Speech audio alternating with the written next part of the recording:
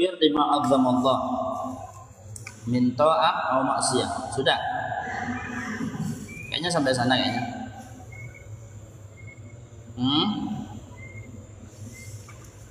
Iya. Nah, baik, sampai kita masih di dalam pembahasan fasal ma'asil qalbi, maksiatnya hati. Maksiat hati yang selanjutnya adalah at-tasghir, mengecilkan atau meremehkan lima azzamallah, kepada sesuatu yang diagungkan oleh Allah. Apa yang diagungkan oleh Allah? Banyak. Min ta'atin, dari ketaatan, au maksiatin, atau maksiat. Semua ketaatan jangan diremehkan. Baginda Nabi bersabda, la tahqiranna minal ma'rufi syai'a. Janganlah meremehkan sedikit pun atau sekecil apapun dari kebaikan. Walau antalqa akhaka biwajhin taliq. Walaupun kebaikan itu hanya sekedar kamu melihat saudaramu dengan wajah yang ceria, itu kebaikan. Ketemu sama saudara, ketemu sama teman, tidak masam mukanya, tidak cemberut, ceria mukanya, itu sudah termasuk kebaikan. Membuat orang senang, karena senyum itu nular. Kalau kita senyum sama orang, nanti orangnya balik senyumnya. Kalau orangnya pas kena yang keras hati, kalian senyumin, mungkin pertama dia diam. Apa mak senyum engkau? Tapi kedua kalinya kalian senyum lagi, tidak usah ngomong, tidak usah apa wis, tidak usah, dakwahnya pakai dakwah senyum semua. Akhirnya orang itu senyum lagi. Apa, ada tujuan apa? Orang kalau keras hati, orang kalau sudah jelek hatinya, itu suudon tok bawaannya. Kenapa kok senyum-senyum? Ada maksud apa ini? Begitu sudah. Tidak usah ngomong, tidak usah apa. Yang penting ketemu lagi senyum. Nanti kelima atau ketujuh kalinya dia bakal balas. Orang ini senyum ikhlas. Enggak, dia tidak pengen apa-apa. Dia murni senyum karena melakukan sunnah. Akhirnya ketika kita senyum lagi sama dia, dia juga balas sama kita. Nah, kalau sudah balas seperti itu, maka ucapin salam. Salam biar dia dapat pahala jawab salam. Kalau masih takut tidak jawab salam, tidak usah, malah dosa malah.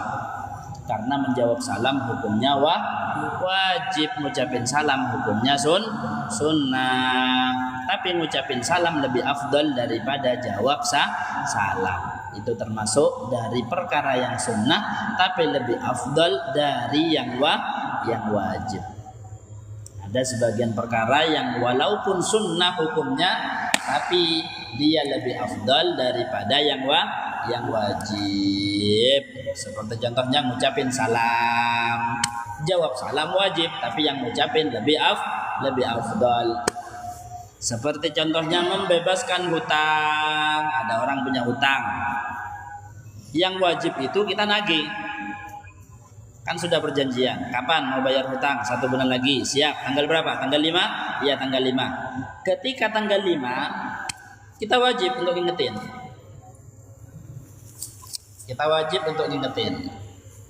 Nah, ngingetin aja. Gimana hutangnya? Bayar. Kalau orangnya tidak mampu bayar, kita wajib untuk indor, ngasih dia waktu.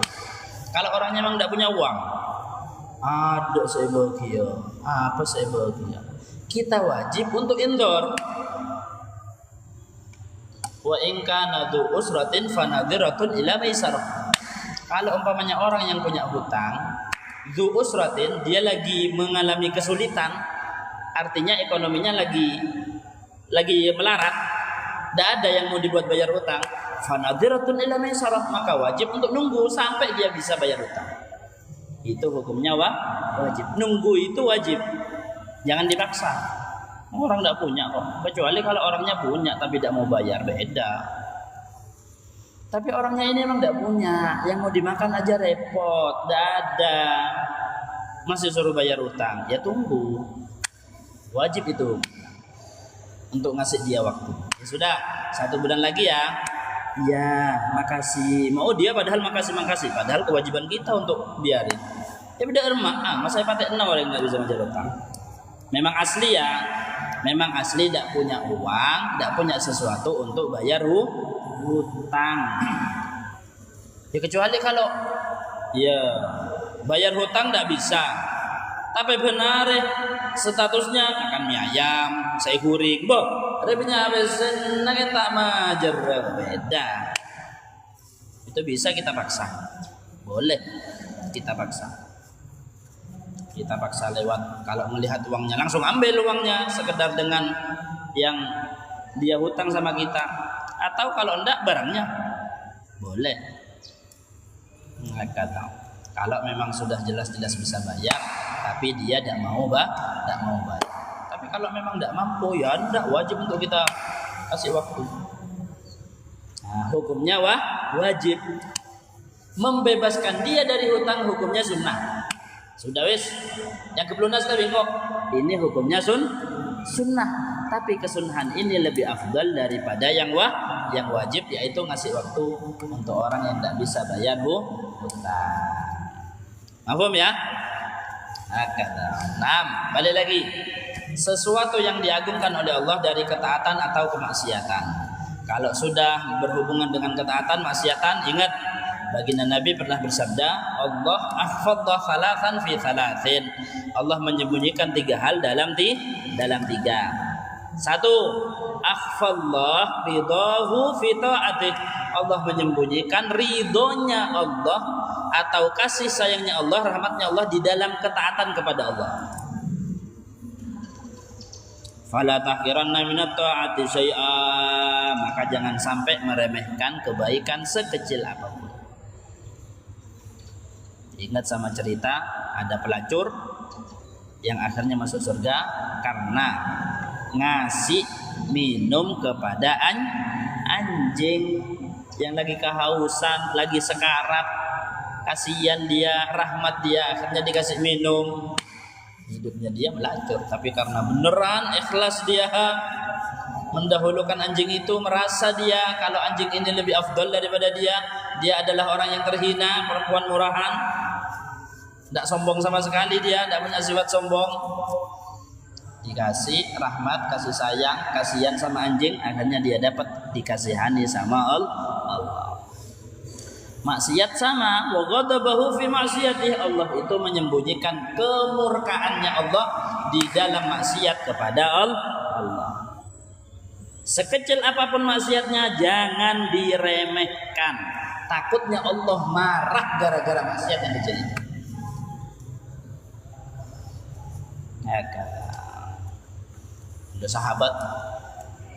Ada sahabat yang hebat perang.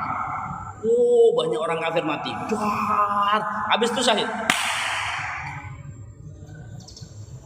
Ketika syahid, kemudian semua orang bilang fil jannah. Hebat orang ini, maju tanpa takut. Perang fisabilillah. Surga dia, surga, di surga. Apa kata baginda Nabi? Kalau belum benar-benar tahu dia di surga, jangan bilang-bilang surga. Ini baginda Nabi bersabda hanya untuk aslinya, untuk pelajaran. Jangan kalau belum benar-benar yakin, tidak usah takut ujub, takut sombong keluarganya. Gimana untuk menghilangkannya? Siapa tahu dia ternyata sudah ngomong sesuatu yang tidak ada gunanya dalam agama. Ngomong sesuatu yang tidak ada gunanya dalam agama ternyata juga termasuk dari kemaksiatan kepada Allah. Kuffa lisanak, kuffa alaika hadza, kata baginda Nabi. Ketika ada salah seorang sahabat nanya, Gimana Nabi untuk kita bisa selamat? Kuffa alaika hada, jaga sama kamu ini, maksudnya mulut. Akala. Banyak orang yang masuk ke neraka gara-gara apa yang diucapkan. Kalau tidak benar-benar penting, tidak usah lah. Kalau memang penting urusan ilmu, membenarkan sesuatu yang salah, benerin, wajib amar ma'ruf nahi mungkar, wajib. Ada orang ngomong apa sesuatu yang sebenarnya itu salah dalam agama, berpendapat kalau ulama sama yang bukan ulama itu sama aja, yang penting itu intinya takwa. Intinya takwanya betul, tapi menyamakan ulama sama orang yang bukan ulama, yang bukan tidak punya ilmu, ya salah. Allah aja membedakan kok. Hal yastawil ladzina ya'lamun wal ladzina la ya'lamun. Tidak sama orang yang punya ilmu sama orang yang tidak punya ilmu, ya beda. Sholatnya aja bisa khusyuk kalau orang punya ilmu. Orang tidak punya ilmu tidak bisa khusyuk. Loh kok tidak bisa Ustaz? Kan khusyuk itu yang penting diem. Khusyuk itu bukan cuma itu. Khusyuk itu sukunul a'dha, diam anggota badan. Wa hudurul qalbi, dan hatinya hadir. Yang dimaksud hatinya hadir, faham dengan apa yang dibaca. Lah kalau tidak punya ilmu tidak bisa paham, berarti tidak bisa khusyuk. Kata beda, jangan disamai. Harus kasih tahu, wajib hukumnya amar ma'ruf nahi mungkar. Semua agama sama. Loh, ya dah sama.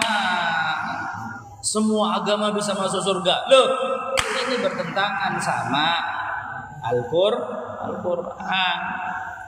Di Al-Quran sudah disebut kok, inna dina indallahil Islam. Agama yang diridhai sama Allah hanyalah agama Islam. Dia orang Islam, tapi pendapatnya tidak sesuai dengan ajaran agama Islam. Wajib kita untuk membenarkan atau meluruskan. Tidak sesuai sama ajarannya.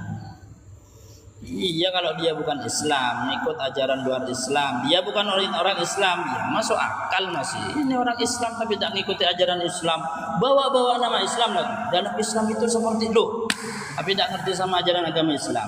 Ini harus dilurus.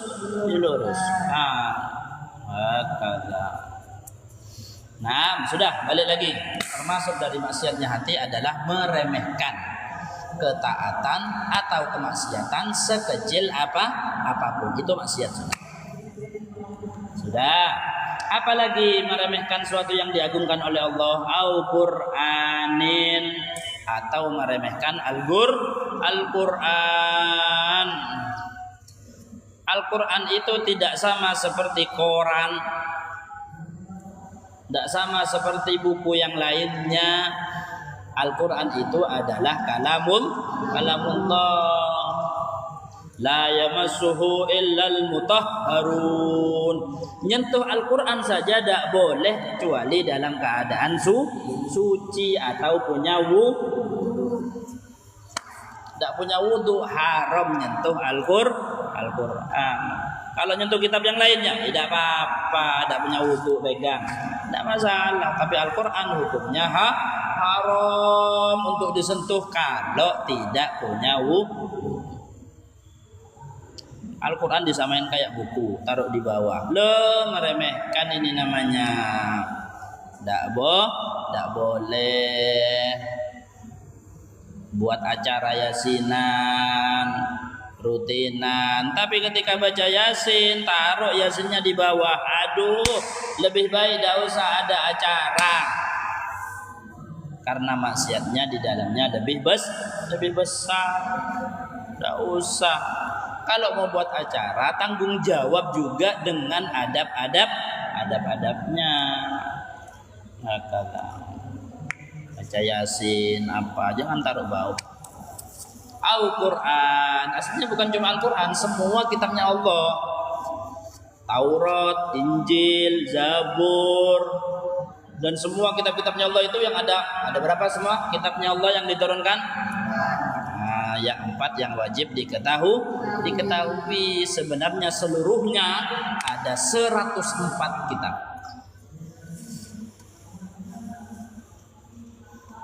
104. Tapi dari 100 itu sudah diwakili pembahasan tentang tauhid, apa ada dalam Taurat. Pembahasan tentang cara ibadah, Zabur. Pembahasan tentang ini Injil.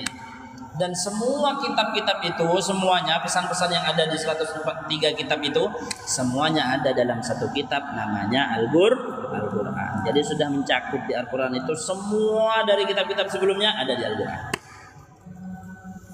Itu memang mukjizatnya Al-Quran. Dan Al-Quran itu adalah mukjizat. Mukjizatnya Nabi, mukjizatnya Rasulullah yang ada sampai sekarang dan bisa kita rasakan sampai hari kiamat ini namanya Al-Quran. Makanya sampai dikatakan kalau bukan umatnya Nabi Muhammad yang baca Al-Quran, maka tidak akan ada yang bisa baca Al-Quran. Malaikat tidak dapat izin, tidak bisa baca Al-Quran. Makanya kalau kita baca Al-Quran, malaikat itu datang untuk apa? Untuk dengerin. Karena mereka tidak bisa baca. Paling tidak mereka bisa dengerin.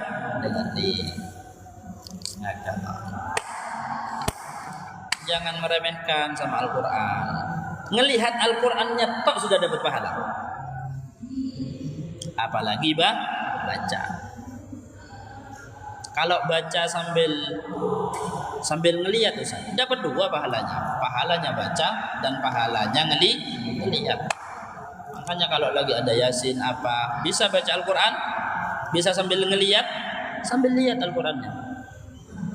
Karena ngelihat Al-Quran itu adalah ibadah mustaqillah. Itu adalah ibadah yang lain, dapat pahala beda. Ngelihat Al-Quran. Sebelum Al-Quran itu diangkat oleh Allah. Nanti hari kiamat, terjadinya hari kiamat, Al-Quran tidak ada. Tidak ada orang mau baca Al-Quran, tidak ada yang hafal, datang ke itu Al-Quran itu yang ada tulisannya, hilang tulisannya sudah. Baru terjadi kiamat. Kata kan sudah mulai kurang orang yang hafal Quran, mulai kurang orang yang ilmu aja, orang yang punya ilmu jauh sudah kurangnya dari orang-orang dulu. Jauh. Orang dulu hafal ini. Wah, sekarang lawang ditanya, siapa Nabi Muhammad? Siapa yang diutus setelahnya Nabi Isa? Bingung. Siapa ya? Siapa Nabi setelah Nabi Isa ya? Tuh bingung. Tak tahu. Nah, balik lagi. Jangan meremehkan apa yang diagungkan oleh Allah. Salah satunya Al-Quran. Selanjutnya au ilmin atau ilmu lah, ilmu agama kayak kitab gini. Adabnya jangan sampai taruh bahwa ini mulia. Karena ini berhubungan dengan ilmunya baginda Nabi.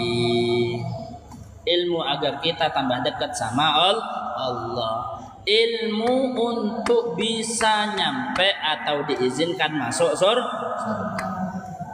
Enggak Ustaz, saya mau masuk surga tapi tanpa ilmu, enggak iso. Enggak bisa.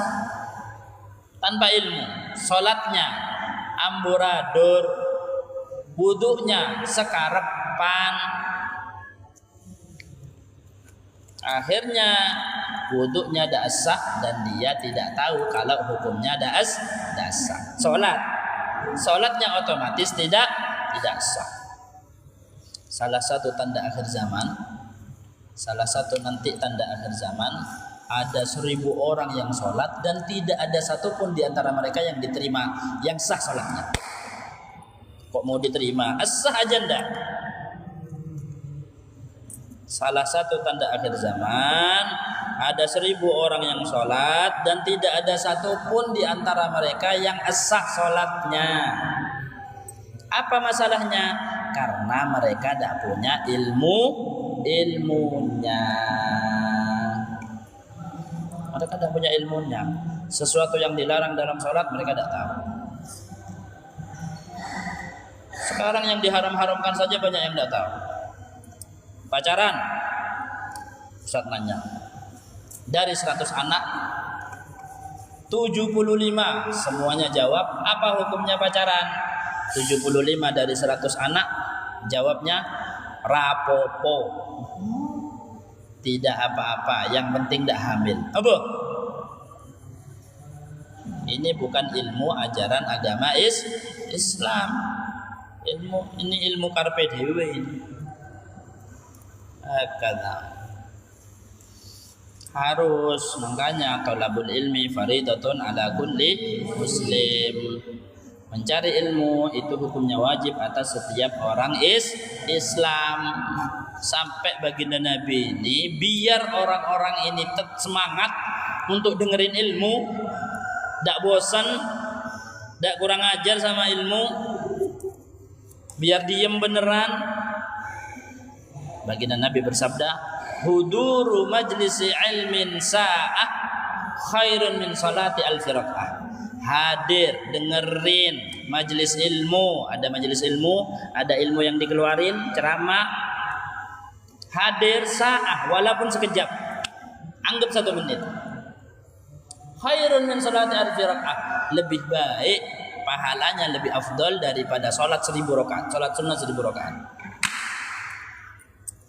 Padahal 1 menit lebih baik dari sholat 1000 rakaat. Cobalah sholat 1000 rakaat butuh berapa menit? 1 jam? Nah, cukup. 2 jam? Nah, cukup. Tapi ini hanya semenit saja, tapi dapat pahala besar sama seperti sholat 1000 rakaat. Tidak cukup sampai sana. Wa min iyadati alfi marid, lebih afdal, lebih utama, lebih baik daripada mengunjungi 1000 orang sakit. Wa min tasyi alfi janazah, dan lebih baik daripada mengikuti proses pemakaman 1000 jenazah.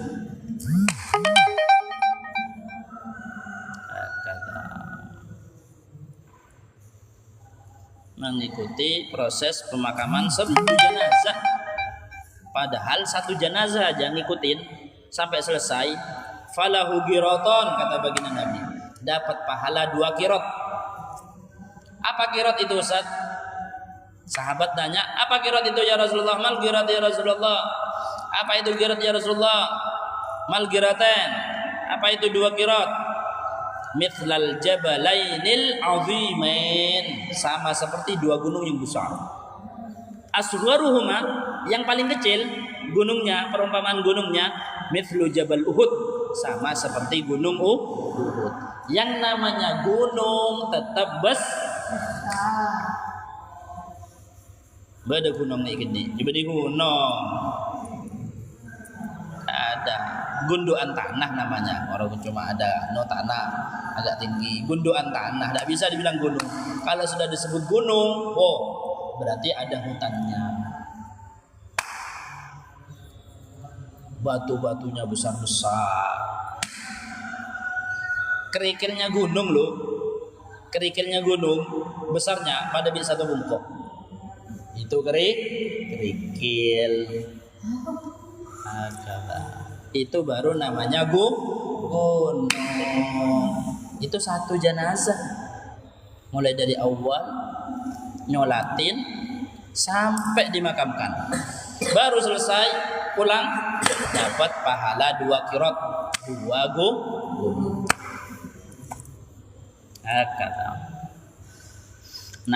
Sudah itu nganjurin untuk mau dengerin ilmu. Ada ilmu, diam. Bes, tugasnya cuma diam, dapat pahala besar kayak gitu. Sudah, lanjut. Jangan meremehkan ilmu. Dan juga jangan meremehkan sesuatu yang diagungkan oleh Allah, au jannatin au narin, surga atau neraka. Jangan sampai meremehkan surga. Ayo pejeng semana mangkat kada Jumatan. Ejek kang cakang takok banyak gelo genjerna. Mun banyak gelo arah apa? Kan enak kalau banyak pahalanya. Ada di surga paling atas. Aduh, surga ya gitu-gitu toh. Meremehkan surga tidak boleh. Aunarin atau neraka, sebaliknya. Tidak boleh kamu melakukan itu. Neraka nanti. Apa neraka kan cuma api. Anak punya ilmu anti api. Iya di dunia kamu anti api. Di dunia aja anti api, coba wis nyemplung ke lava itu. Tempatnya gunung, mata len langsung. Apalagi nerakanya Allah. Kata. Sampai-sampai kan dibilang kan orang yang masuk surga orang melarat di dunia, melarat sudah di dunia, pokoknya melarat tapi dia sabar melarat. Dari segi ekonomi dia melarat, dari segi keluarga dia tidak dianggap dalam keluarga karena miskin. Tetangga ada sing ngaguah karena miskin. Kalau dia datang apa dia datang mental. Pokoknya difitnah, dah enak pokoknya di dunia. Tapi ketika dia masuk surga, ditanya sama Allah, gimana kamu di dunia melarat ya? Tidak enak ya hidupnya. Lupa dia. Loh iya tak? Masa anda pernah melarat ya Allah? Tidak tahu, lupa anak. Karena saking besarnya nikmat orang kalau sudah merasakan kenikmatan kan lupa. Neraka sama. Orang masuk ke neraka ditanya sama Allah, kamu ketika di dunia seneng kan? Uangnya dibuat banyak kan sama anak? Kamu bisa punya rumah belasan, punya mobil belasan, istri terserah, abiniya tak abiniya berguna, terserah. Kamu enak kan di dunia? Ketika dia ada neraka, dia heran. Lah iya tak? Masa anak pernah merasakan kenikmatan? Tidak ada, kayaknya anak tahunya di neraka wis. Saking besarnya siksa pedihnya neraka. Jangan berani ngeremehin surga atau neraka. Wa kullu dzalik, dan semua hal itu minal ma'asi, termasuk dari maksiat, wal khaba'ithil muhlikat, dan kejelekan-kejelekan yang bisa menghancurkan, membinasakan. Bal ba'du dzalik, bahkan sebagiannya mimma yudkhilu fil kufri, termasuk dari yang bisa memasukkan di dalam kekufuran buat orang kafir. Ya seperti meremehkan Al-Qur'an sampai nginjak Al-Qur'an, kafir. Nganggap saat ada satu huruf aja yang termasuk dari Al-Quran tidak dianggap dari Al-Quran, ini bukan Al-Quran, ini kafir. Kalau sudah kafir namanya murtad, keluar dari kalau keluar dari Islam, semua amal ibadahnya langsung hangus kayak dibom, hilang dari 000 asli. Kalau sampai jatuh di dalam kekufuran. Akala haji yang wajib dibilang tidak wajib, ini sholat yang wajib dibilang tidak wajib. Banyak lagi yang wajib karena tidak punya ilmu, bisa-bisa jatuh di dalam kekufuran. Tidak usah, jangan berani-berani ngomong kalau tidak berdasarkan ilmu. Pahamin ya? Wal iyadu billahi ta'ala min dalik, dan kita berlindung kepada Allah dari hal itu semua. Semoga dilindungi dan dijaga, bisa untuk menjaga dari maksiat-maksiatnya hati, maksiat kepada Allah Subhanahu wa ta'ala. Ya Allah bitaufiq, anta nabik, nalha khairul rafiq, bijahi Sayyidina Muhammad sallallahu alaihi wasallam bisirril Fatihah. Bismillahirrahmanirrahim. Bismillahirrahmanirrahim. Alhamdulillahirabbil alamin. Shiratal ladzina an'amta 'alaihim ghairil maghdubi 'alaihim waladdallin. Amin. Bismillahirrahmanirrahim. Rabbana fa'na bima 'allamtana, Rabbi 'allimna alladzi yanfa'una, Rabbi faqihna.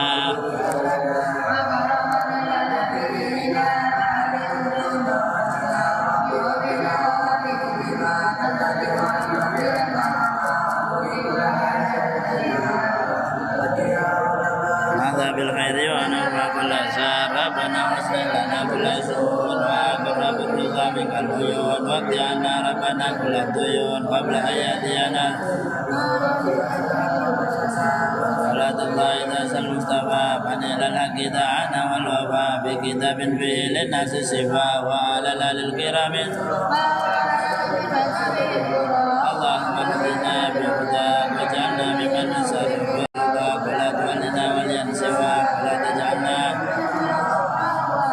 sallallahu ala sayyidina Muhammadin wa ala alihi wa sahbihi wa sallam. Ya Rabbana tarafna bi annana tarafna wa annana la lana asrafna fatub alaina tawbatan li kulli sallana al-arati wa amin ar-rahati wa birli walidina rabbi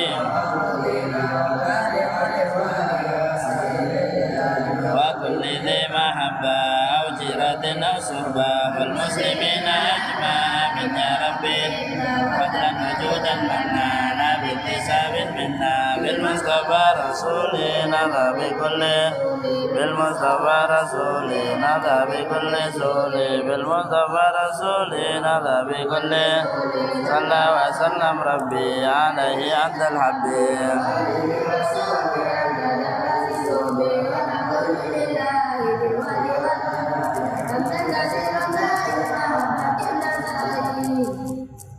Subhanakallahumma wa bihamdika asyhadu an la ilaha illa anta astaghfiruka wa atubu ilaik. Syukran, jazakumullah khair, gabung, like dan yang lainnya. Assalamualaikum warahmatullahi wabarakatuh.